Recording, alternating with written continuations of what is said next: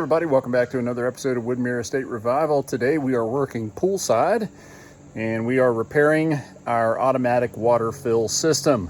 We had an issue with that thing. It all of a sudden stopped sensing that it needed water, and it was not filling the pool like it was supposed to. Let me take you over to the pool house and show you what we got going on.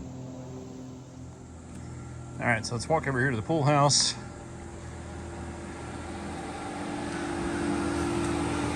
All right, so here is our Jandy Levolor automatic pool fill system.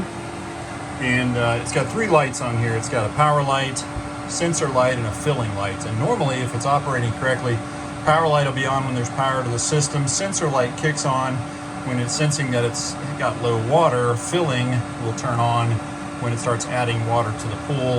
If it fills beyond the interlock, prescribed interlock time period, the filling light will turn red, and that'll tell you that it's filled for too long and that it has to be reset 24 hours later or manually by turning the power off and back on again. So that's how it normally operates. What we found is that the pool was low on water, but the sensor light was never turning on and the filling light was never turning on, and the pool was never filling. Back over here to the skimmer. This is where the sensor resides. You can see the little plastic piece there with the two holes in it. Normally that holds that sensor. And the sensor sits, just above the water, or just above the water line. And those little probes, when they contact the water, they tell the system that it doesn't need water. When the water level drops, they tell the system to fill. So pretty simple. But for whatever reason, I did the troubleshooting, and the troubleshooting guide said that there was an issue with the sensor. So either the sensor head had corroded and somehow there was some internal bridging there, or there was a failure in the wire somewhere in between the sensor and the pool house.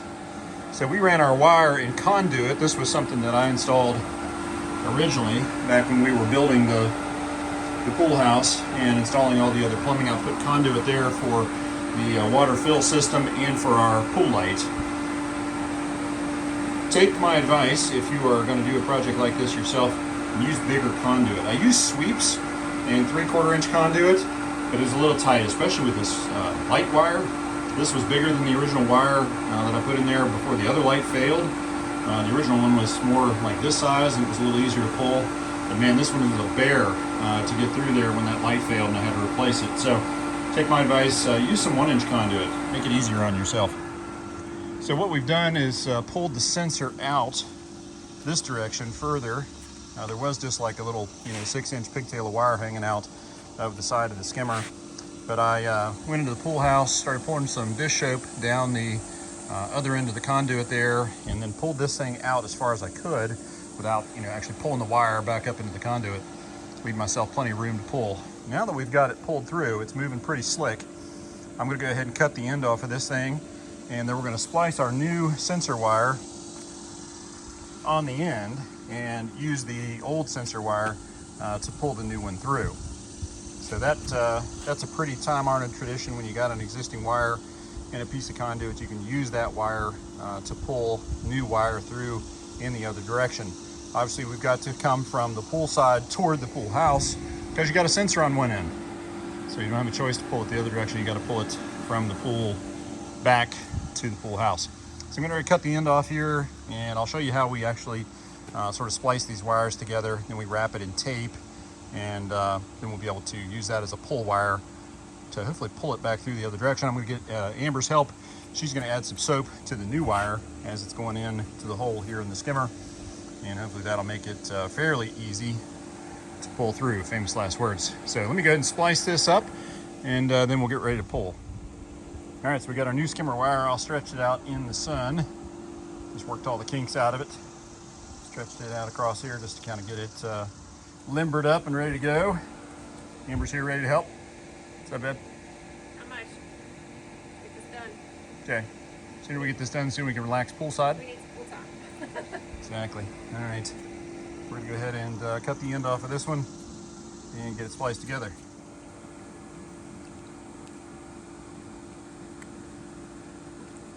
All right, so we cut the end off of this one.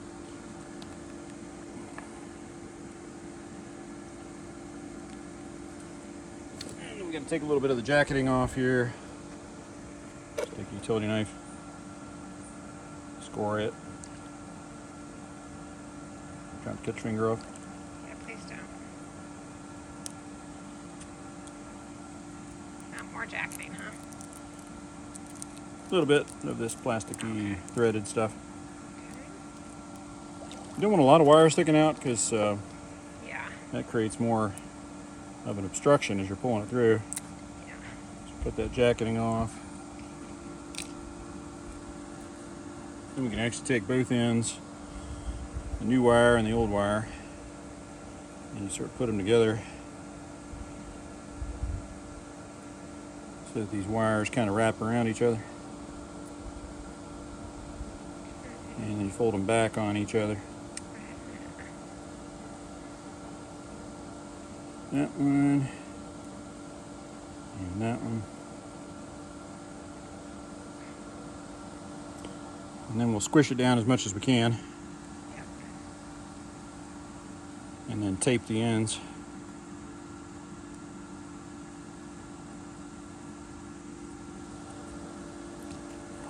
Try to get the tape as tight as we can.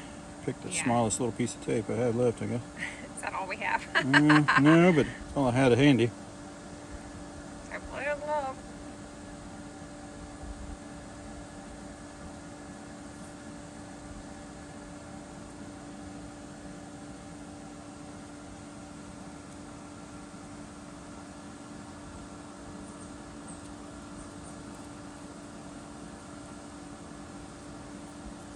Doesn't take much. You just want to protect Yeah. Oh, and you don't want the splice so that Yeah. the wires don't get hung up somewhere on one of your conduit joints. Your friends the pros here.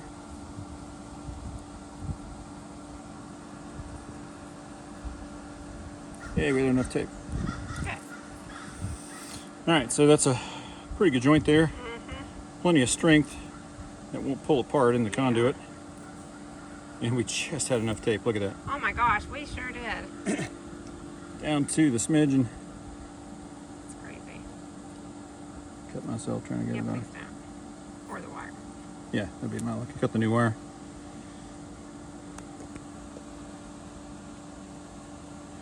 Cool. All right, so now we gotta Okay.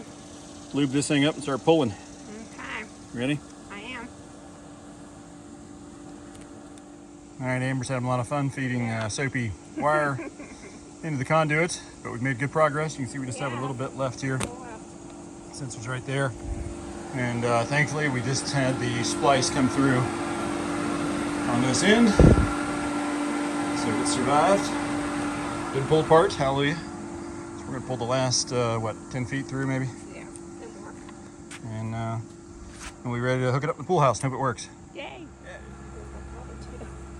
All right, so the new sensor is in place. Amber got it stuck back in the bracket there, and I'll have to come back at some point and put a little bit more caulk around it on this side. That way water doesn't sink in there. And we've got plenty hanging out on the other end here. We're gonna disconnect that splice. And then we'll be able to, I'm gonna run it up and across the top of the door, keep it out of the way, down here over to the box and make my connection. All right, so I just brought the wire in. It came in over here and goes up here to the door frame. I got to get it kind of zip tied up a little better than that. It kind of looks a little janky, but we'll get that taken care of. I'll get some wire ties, some zip ties, and secure it to some of the other wires there just to keep it from hanging out and getting snagged on something. But I've got it run to our control panel, and it's just a 2-wire connection. You got a black and a red wire coming from the sensor, coming to the 2 reddish orange wires there in the control panel. So pretty simple hookup on that. The other 2 green wires that you can see coming out the bottom here, those are the ones that go to the control valve over here. That's what actually lets water in from our house system into that T, which goes back. That's the main return back in the pool.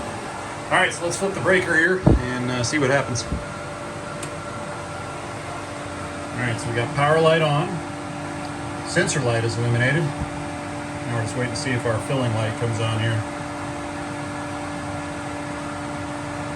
I also hear the solenoid click.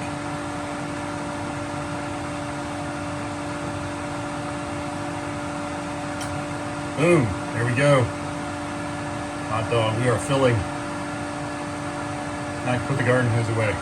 It's been such a pain in the butt keeping this thing topped off during the heat of the summer with all the evaporation. Babe, we're filling. She's on the phone. All right, I'm excited. Some new sensors working like a champ. We can put away the garden hose. Back to our scheduled rest and relaxation. We got the floaty in there. I got another one for the boy. I got to get it inflated here, and we're gonna enjoy this afternoon here by the pool. All right, so that's going to do it for this episode of Wood Mirror Estate Revival. Fairly simple project. Usually when I say that, it backfires and it takes hours. But this one actually was fairly simple. And it's great to have our automatic water fill system working again. That way I don't have to get the garden hose out. We don't have to keep a close watch on it or hire somebody to come over here and watch the water while we're on vacation or gone for the weekend. So it's amazing how many gallons of water these pools lose through evaporation in the heat of the summer. It's crazy. So anyways, great to have this system working again. Appreciate you guys tuning in. If you guys have any questions about the Jandy Levolor water fill system or anything that we're doing here at Wood Mirror State Revival, don't hesitate to reach out. Feel free to leave a question down below. Be sure to share the channel and give us a like if you would, please. We'll see you guys again real soon.